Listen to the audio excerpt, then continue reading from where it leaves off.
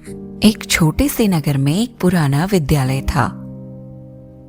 उस विद्यालय में पढ़ाने वाले शिक्षक सिर्फ किताबी ज्ञान नहीं देते, बल्कि बच्चों को जीवन जीना भी सिखाते थे। उसी विद्यालय में नीर नाम का एक छात्र पढ़ता, बहुत बुद्धिमान, पर उतना ही अधीर भी। उसे लगता कि तेज बोलना, तुरंत उत्तर देना और हर बात पर हाजिर जवाबी देना ही सबसे बड़ी समझदारी है। वो अक्सर दूसरों की बात पूरे सुने बिना ही निर्णय सुना देता।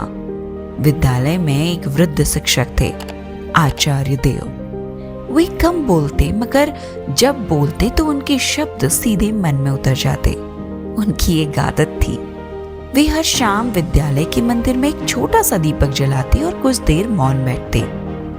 नीर को ये सब व्यर्थ लगता।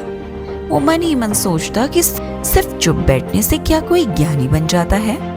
एक दिन विद्यालय में एक घटना हुई। एक छात्र की कीमती घड़ी गायब हो गई। पूरा कक्ष बेचैन था। तभी किसी ने कहा कि उसने रोहन को उस मेज के पास देखा था जहां घड़ी रखी थी।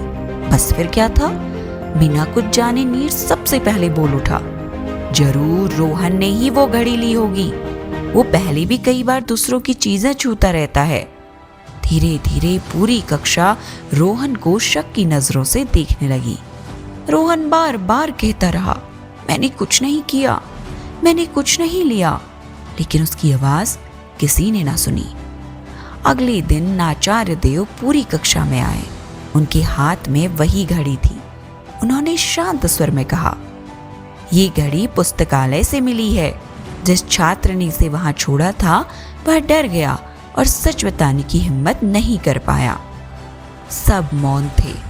नीर की नजरें झुक गई। उसे पहली बार महसूस हुआ कि बिना सत्य जाने उसने किसी के सम्मान को चोट पहुंचाई। आचार्य देव ने धीरे से मंदिर में जलते दीपक की ओर संकेत किया और बोले, जानते हो, दीपक सबसे अधिक प्रकाश कब देता है? जब वह शांत होकर जलता है। जो मन हर समय शोर करता है वह सत्य की आवाज नहीं सुन पाता। नीर की आंखें भर गई। उस दिन उसने पहली बार मौन का अर्थ समझा। उसे एहसास हुआ कि बुद्धिमानी केवल जल्दी बोलने में नहीं, बल्कि धैर्य से सुनने, समझने और फिर निर्णय लेने में होती है।